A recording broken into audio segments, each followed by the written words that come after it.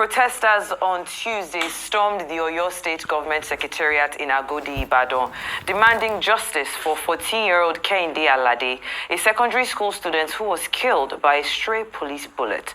Now, according to reports, the boy's father was driving against traffic in a black Honda Accord along the airport roundabout at the Alakia Adelubi Airport Road, when an enforcement team comprising of the Oyo State Road Traffic Management officers and police personnel attempted to stop him. He reportedly refused arrest, prompting a police chase. To immobilize the vehicle, a police corporal fired at the tires, but the bullets tragically struck Kehinde, who was seated in the back seat. He was rushed to the University College Hospital, where he was confirmed dead on arrival. Let's take a look at the moment the incident occurred before we take some reactions.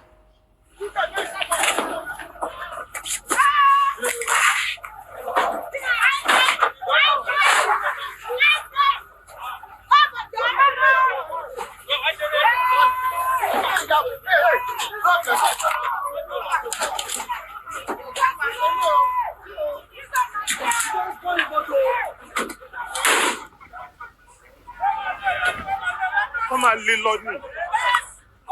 Oh, look how pussy.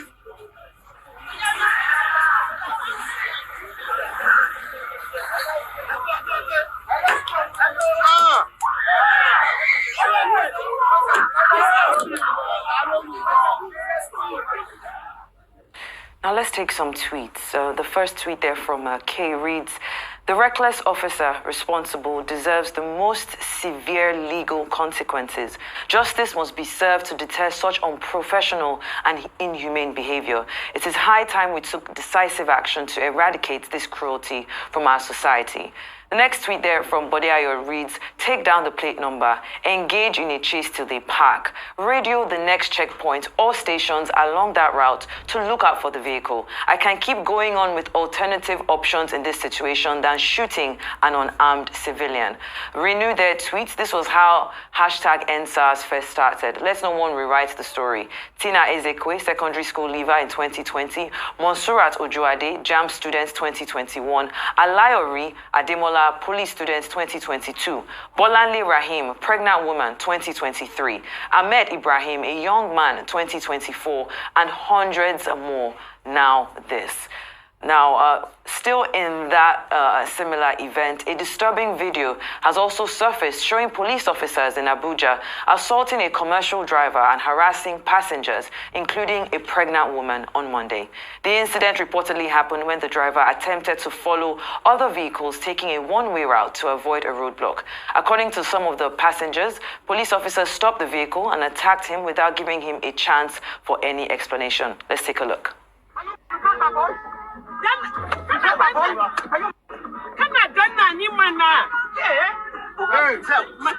Make I carry my bag again. You own this. You own this. You are pressing. I'm a passenger.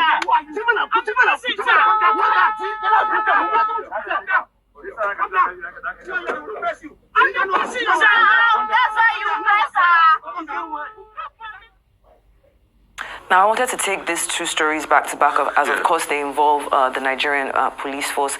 And I think my biggest takeaway from those two stories is, why do they always respond with force? You know, if it's about making sure, like that person said, you could have radioed the next station, you could stop them, you could have taken down the plate number and look for him in the system. What are your reactions to this story? Because all the suggestions that person gave, Nigerian police doesn't have facilities. When the EndSARS struggle, we discover how ill-kitted the Nigerian police is. So there are no measures. Radio the next station. Where are the facilities? Where are the walkie-talkie tags on the Nigerian police? Where are the cams, self-cams on the Nigerian police officer? Where are even blank bullets? Where are other instruments to be able to quell if you have like a situation? Ordinary water to be able to spray on rioters. Where are they? So the police is ill-funded. It's not well-funded. Let's not deceive ourselves. So it's a cocktail of many aberrations. Not well-funded, ill-trained, not well catered to Africa's welfare, and many things all put together. So once you have a dysfunctional society, you have a dysfunctional police force. And that's why the first thing is he feels threatened He feels threatened. So he feels, let me show this man a lesson. So let me shoot at the tire, knowing fully well that the bullet can go awry. Which is exactly what happened. And also, the man that was told to stop that drove this way is a function also of a society that is destroyed already. Because there are two sides to the coin. The first thing, he fears that he might not get justice. He fears he might be extorted. He fears that the police will not reason with him. Because if we have a police that stops you at the checkpoint and they take your details down and everything, and they send the fine over to you in the end, you have no problems with paying the fine. But you've also seen high-handedness by the police in many cases. So he resorts to quickly shooting. A police tells you, do you know who I am? And he goes ahead. Till tomorrow, a story was broken about a major general in the army that went to beat up people that did overtake him. I think the army has been investigating that case since then. Only God knows what. See the military, the Air Force people that went to beat up Ikeja Electric people. What happened? So, Senator, you live in a dysfunctional society. Are there dysfunctional societies everywhere in the world? Yes. Nigeria is also very dysfunctional.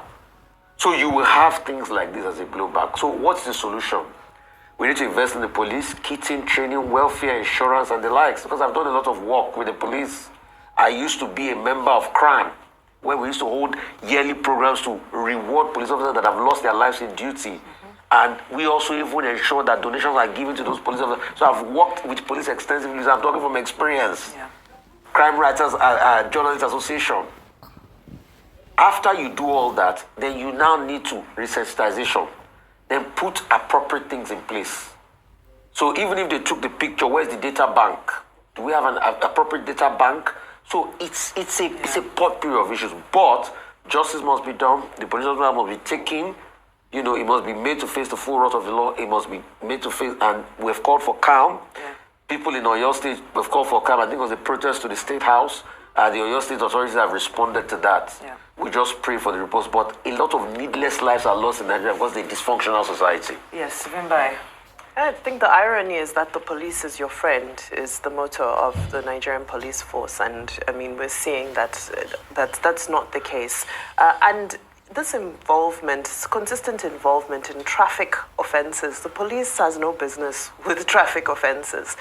We don't know, the bigger details of the story, but it seems like the real issue here was a traffic offense. The man was driving one way. It's an offense, yes. Is it a criminal offense that requires the involvement of police? Well, I don't know. Dr. Abati would clarify that for me. Because they also attach police with them, because they said a lot of the people have been violating the officers of the traffic officers in Oyo State. That's why they attach the police with them. They've attached police with them, yeah. So there's a general... There's notorious for that. It's general anarchy from the road users to the officials themselves. Yes. So, these situations like this, they require sensitization. I'm going to keep my submission short. Sensitization from we, the users as well, who are exhibiting indiscipline on the roads, to the police and the traffic officers themselves.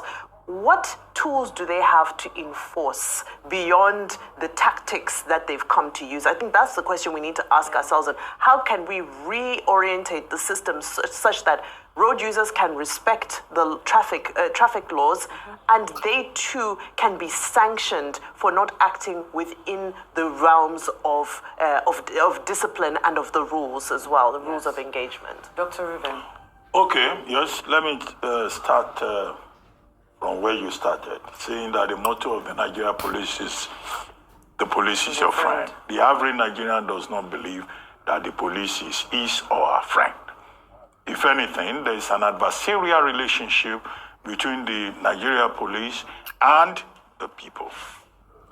In other words, the Nigeria police will have to do a lot more about police-community relations. They have a department called Police Community Relations.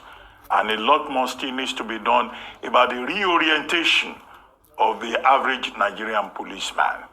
These trigger-happy policemen who are perpetually guilty of what they call accidental discharge, as if the gun is a toy that can be discharged at will.